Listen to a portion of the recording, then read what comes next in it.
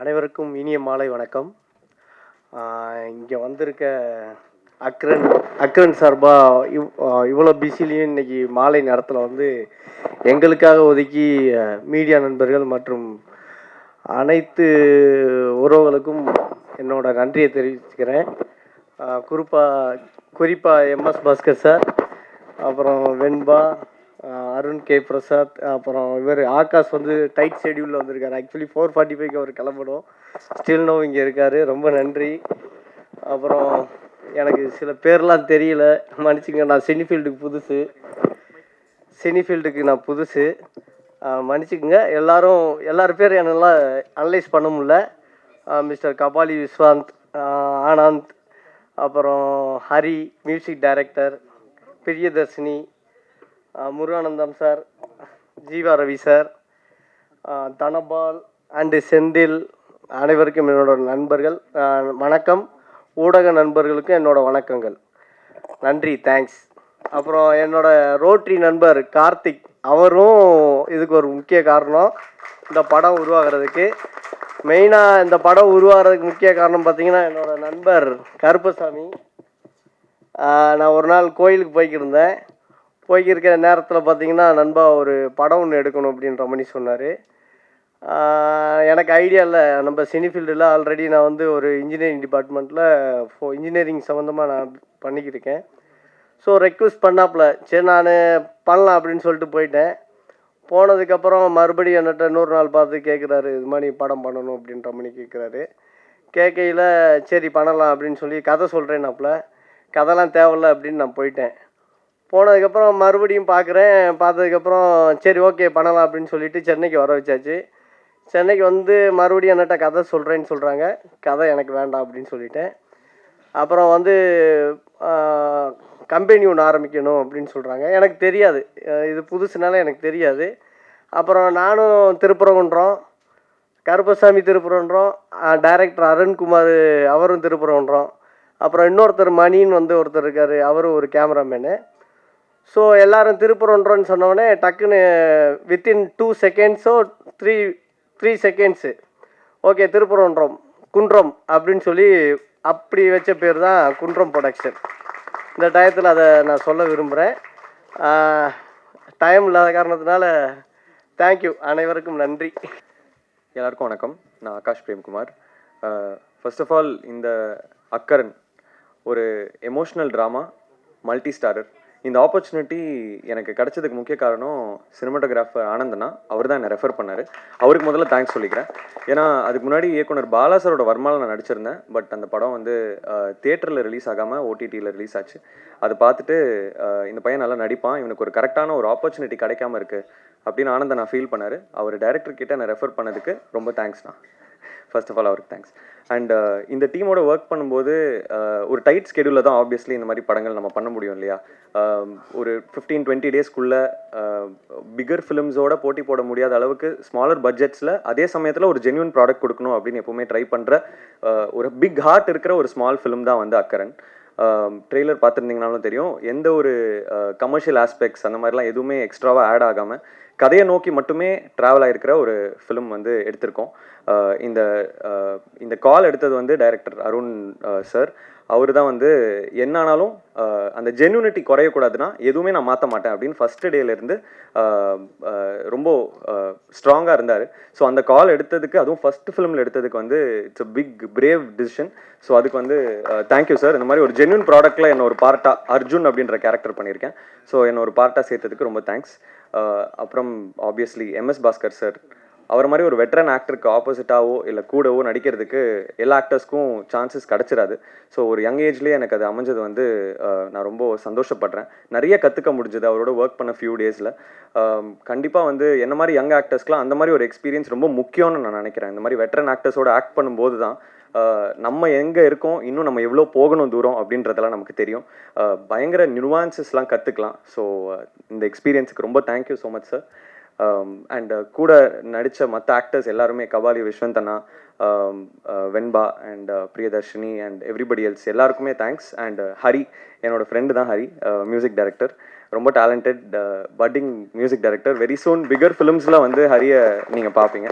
And மேடையில் இருக்கிற எல்லா பெரிய ஜாம்பவான்களுக்கும் நன்றி. அண்ட் ரொம்ப சந்தோஷம். நீங்கள் கண்டிப்பாக ப்ரெஸ் அண்ட் மீடியா வந்து பிகர் ஃபிலிம்ஸை நம்ம எப்படியுமே போய் தேடி நம்ம ப்ரொமோட் பண்ண போகிறோம். அதே சமயத்தில் smaller films with big heart நம்ம டெஃபினட்டாக ப்ரொமோட் பண்ணோம் அப்படின்னா நல்ல ப்ராடக்ட்ஸ் வந்துக்கிட்டே இருக்கும்.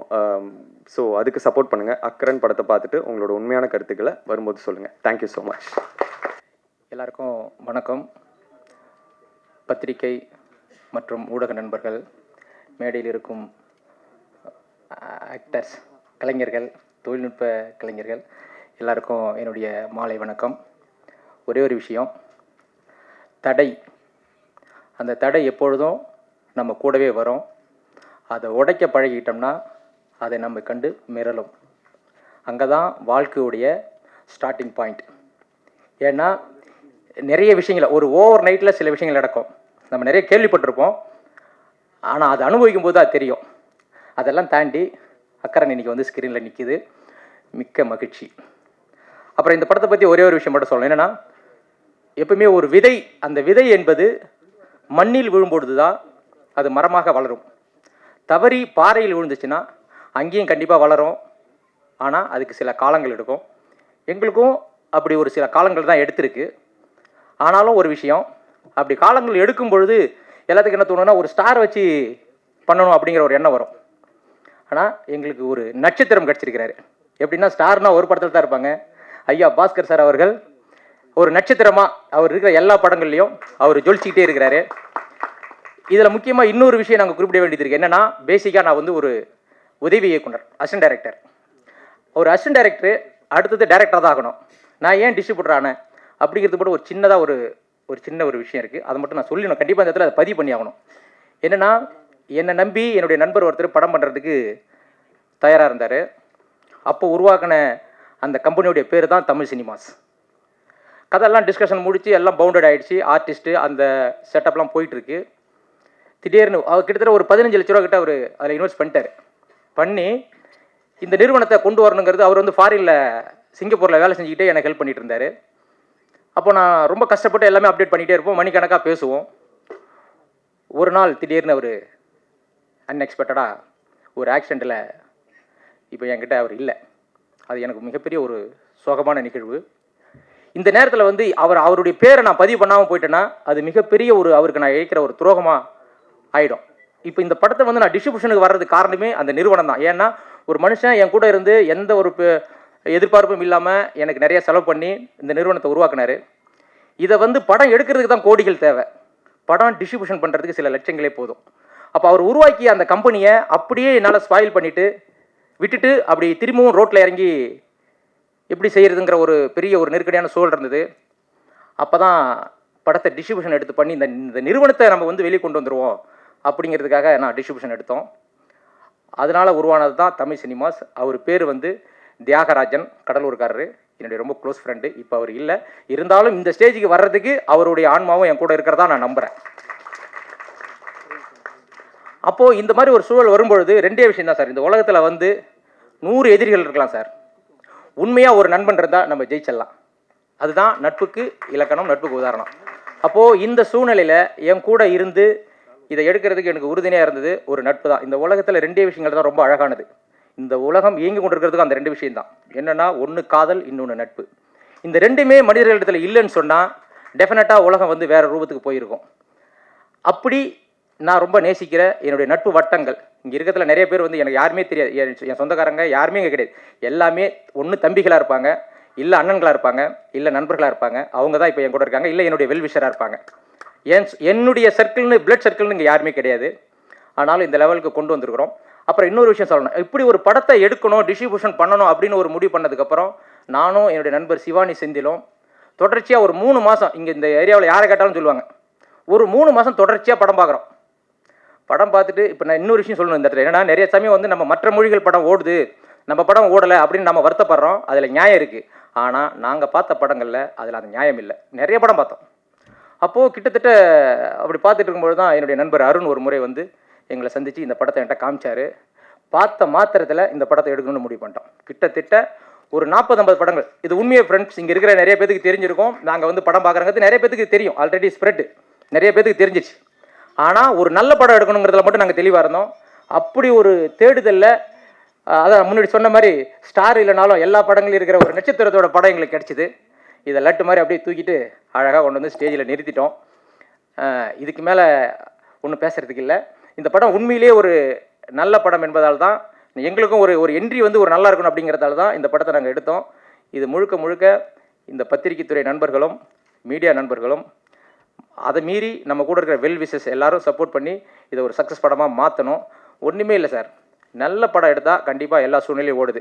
ஒன்று. ரெண்டாவது, பல ப்ரொடியூசர்ஸ் என்ன பண்ணுறாங்கன்னா படம் எடுக்கும்போதே ட்ரை ஆகிடுறதால விளம்பரத்தில் கான்சென்ட்ரேட் பண்ண மாட்டேங்கிறாங்க. அந்த கொஞ்சம் விளம்பரத்துலேயும் கான்சென்ட்ரேட் பண்ணி ஒரு நல்ல ஒரு பிளானிங் இருந்தால் கண்டிப்பாக சினிமாவை தவிர வேறு நல்ல தொழில் இல்லைன்னு சொல்ல முடியாது. சினிமாவும் ஒரு நல்ல சிறந்த தொழில் தான். அதில் நம்ம ஒரு நல்ல லாபத்தையோ ஒரு நல்ல இடத்தையோ அடையலாம். அதுக்கு வந்து குறைந்தபட்ச நேர்மையும் ஒரு நல்ல சிந்தனைகளும் நம்ம எங்கேயுமே நிறை குறைகள் இருக்க தான் செய்யும். நாம் என்னத்தை பண்ணணும்னா நிறைகள் அதிகமாகவும் குறைகளை கம்மியாகவும் இருந்தால் அது சக்ஸஸ் ஈஸியாக வந்துடும். இப்போ நிறைய பேர்கிட்ட வந்து அது அப்படியே உல்ட்டாவாக இருக்குது. அதெல்லாம் நம்ம கொஞ்சம் பர்சனலாக சுய விமர்சனம் பண்ணிக்கிட்டு சினிமாவை அடுத்த கட்டத்துக்கு கொண்டு போகணும். இதுதான் இப்போ நான் சொல்ல விரும்பினது. ஏதாவது தவறாக பேசியிருந்தா I am really very sorry. என்னென்னா படம் நல்லா வந்திருக்கு. இந்த ஸ்டேஜ் வரைக்கும் கொண்டு வந்துட்டோம். உங்களுடைய எல்லாருடைய ஆதரவும் எங்களுக்கு தேவை. Thank you very much. தேங்க்யூ. அனைவருக்கும் மாலை வணக்கம். அக்கரன் டீம், ஆக்சுவலாக நீங்கள் ட்ரெய்லரும் சாங் பார்க்கும்போது தெரிஞ்சிருக்கும் உங்களுக்கு. ரொம்ப நல்லா வந்திருக்கு. ஃபர்ஸ்ட் ஆஃப் ஆல் வந்து என்னை இந்த மேடைக்கு அழைத்த கபாலி விஸ்வந்த் அவருக்கு தான் நன்றி சொல்லணும். அவரோட அட்டகத்தி படத்தோட ஃபஸ்ட்டு படத்துலேருந்து நான் பார்த்துட்ருக்கேன். கபாலியில் தலைவர் கூட கலக்கியிருக்காரு. இப்போ அக்கரனில் வந்து நின்றுட்டுருக்காரு. நிறைய பேர் சொல்லுவாங்க சினிமாவில் வந்து படம் பண்ணிடலாம், பட் டிஸ்ட்ரிபியூஷன் பண்ண முடியாது, ரிலீஸ் பண்ணுற கஷ்டம்னு சொல்லுவாங்க. ஆக்சுவலாக அதெல்லாம் சும்மா கதை. நல்ல படம் பண்ணுறது தான் கஷ்டம், டிஸ்ட்ரிபியூஷன் எல்லாம் ரொம்ப ஈஸி. நீங்கள் நல்ல படம் பண்ணுங்கள், படம் தூங்காது எங்கேயும், ஆட்டோமேட்டிக்காக அது வந்து தேட்டரில் சேர்ந்துடும். இதுதான் உண்மை. இதுதான் சினிமாவில் நான் கற்றுக்கிட்டு இருக்கேன். பட் என்னோடய படம் வந்து 2016 ஃபஸ்ட்டு ஒரு படம் பண்ணியிருக்கேன். பட் ஒரு ஆவரேஜ் படம் தான் என்னால் ஒத்துக்க முடியும். ஏன்னா சூப்பர் ஹிட் படம் பண்ணியிருந்தால் இன்னத்துக்கு நான் வெளியில் வந்து நின்று இருப்பேன். பட் அதுக்கான தேடல்கள் இவ்வளோ நாள் ஆச்சு. பட் அடுத்தோட ப்ராஜெக்ட் வந்து கூடி சீக்கிரம் உங்ககிட்ட விரைவில் வரப்போகுது. மிஸ்டர் கபாலி விஸ்வந்த் தான் லீடாக பண்ணுறாரு. அதில் ப்ரொடக்ஷன் சைட்லேருந்து அஃபிஷியல் நியூஸ் வரும். தேங்க்யூ. பத்திரிகை ஊடக நண்பர்களுக்கு வணக்கம். இந்த படத்துக்கு வந்து நான் முதல்ல எடுத்தோன்னே படத்தை பற்றி பேச ஒரு 2 நிமிஷம் பேசிடுறேன். முதல்ல வந்து கேப்டன் அவர்களை காட்டின அந்த பாடல் வந்து உண்மையிலே கண்ணு கலங்குற மாதிரி ஆயிடுச்சு. அது முதல்ல அதுதான் பாஸ்கர் சார். ரொம்ப நன்றி சார், ரொம்ப நன்றி சார். ஏன்னா நான் கொஞ்ச நாளைக்கு முன்னாடி வரைக்கும் அந்த டிவியில் கேட்டு அப்படி ஒரு மாதிரியாக இருந்தேன். மறுபடியும் டக்குன்னு கேட்டவுடனே அந்த பாட்டுக்கும் அதுவும் சாரும் போனதும் பயங்கர அந்த ஆத்மா அவங்க சொன்ன மாதிரி கண்டிப்பாக அந்த படம் ஹிட் ஆகிறதுக்கு பக்கத்தில் இங்கே தான் இருப்பாருன்னு நினைக்கிறேன் சார். அதுவும் அப்புறம் சிவாஜி சாரை வீட்டுக்கு காட்டினதும் ரொம்ப நல்லா இருந்தது. இடையில அந்த டிஸ்ட்ரிபியூட்டர் பிரதர் பேசும்போது இறந்து போன தியாகராஜன் அவர்களுக்குன்னு சொன்னார். இருக்கிறவங்கள பற்றி பேசி அதனால் பயனடைகிறது எவ்வளோ இருக்குது, இல்லாத ஒருத்தரை சொல்லி அதை சொன்னதுக்கு அவருக்கு ரொம்ப நன்றி. நன்றி. இந்த மாதிரி நிறையா பிரதிபலன் பாராமல் இங்கே பேசிக்கிட்டு இருக்காங்க. ஒரு குடும்பம் மாதிரி இருக்குது. அதுவே முதல்ல நல்ல ஒரு இதை ஏற்படுத்துது. ரெண்டாவது ப்ரொடியூசர் பேசும்போது ஒரு கோயிலுக்கு போனேன் அப்படின்னு ஏதோ ஒரு நம்ம வீட்டில் பேசுகிற மாதிரி பேசுகிறாரு. உங்களுடைய நல்ல மனசுக்கு கண்டிப்பாக ஜெயிப்பீங்க சார். ரெண்டாவது படத்துடைய ட்ரெய்லர் பார்க்கும்போது அந்த கடைசி ஷாட் நடந்து வர்றாரு பாருங்க MS Bhaskar sir. Super sir. அதாவது நான் வாழ்த்துறதுக்கு வயசு இல்லை, ஆனால் பாராட்டுறதுக்கு எனக்கு வயசு இருக்குது சார். அந்த ஷாட் நடந்து வரும்போது உங்களுடைய முகம் அந்த வாய் லைட்டாக திறந்துருக்கு. நடையில் ஒரு பதட்டமும் இதுவும் அல்லது ஒரு கம்பீரமும் அப்படி ஒரு லோ ஆங்கிளில் ஷாட்டு, பிரமாதமான ஷாட்டு. அந்த ஒரு ஷாட்டே இந்த மொத்த கதையும் சொல்லுது சார். அப்படி ஒரு நல்லா இருந்துச்சு. இந்த விழா நாயகன் அந்த தெய்வப்பூவேன்னு ஒரு பாட்டு நினைக்கிறேன். அந்த பாட்டில் நடுவில் ஒரு பிஜிஎம்ல ஒரு ஃப்ளூட் ஒன்று வந்துச்சு. சூப்பர் தலைவா, ஹீரோ மாதிரி இருக்கீங்க. இன்னைக்கு ஹீரோ நீங்கள் தானே. நல்ல அருமையான பாட்டு, அருமையான ட்ரெய்லர். இந்த படத்துக்கு நான் வர்றதுக்கு காரணம், எனக்கு டைரக்டர் அருணான தெரியாது எனக்கு. ஆக்சுவலாக இந்த படத்துடைய கேமராமேன் வந்து வட்டக்கானல்னு புகழேந்தி தம்பி டைரக்ட் பண்ண மனோ பையன் நடித்த படத்தில் அவர் கேமராமேன் இருந்தார். ஸ்பாட்லேயே ரொம்ப நல்லா பண்ணுவாப்புல. பயங்கர கஷ்டத்தை வந்து ரொம்ப எளிமையாக கடந்து போனார். அவர் தான் வந்து கூப்பிடும்போது தான் சரி ஓகே இந்த படத்துக்கும் அவர் தான் கேமராமேன். ஆனந்த், வாழ்த்துக்கள் நண்பா, வாழ்த்துக்கள். ரொம்ப நல்லா இருந்தது. படத்தோட டீசர் அண்ட் ட்ரெய்லரும் சாங் எல்லாமே சூப்பர். என்னென்னா அடிக்கடி தமிழ் சினிமா நிரூபிச்சுக்கிட்டே இருக்கிறது ஒன்று என்னென்னா, பெரிய ஹீரோவுக்கு நிகராக ஒரு நல்ல கதை, இது ரெண்டும் நேர்கோட்டில் இருக்கும். அந்த நேர்கோட்டில் இந்த கதை இருக்கிற மாதிரி நான் நினைக்கிறேன். முதல்ல வந்து சார் வந்து லீடு பண்ணி அதை வந்து பக்காவாக கொண்டு போய் சேர்த்து இதெல்லாம் ஓடி நம்ம வந்து படத்துக்கு அப்பப்போ தமிழ் சினிமா நிரூபிச்சுக்கிட்டே இருக்கிற மாதிரி நல்ல கதை தான் வந்து ஹீரோவாக இருக்குங்கிறது மாதிரி மறுபடியும் நிரூபிக்கும் நம்புகிறேன். வாழ்த்துக்கள், நன்றி.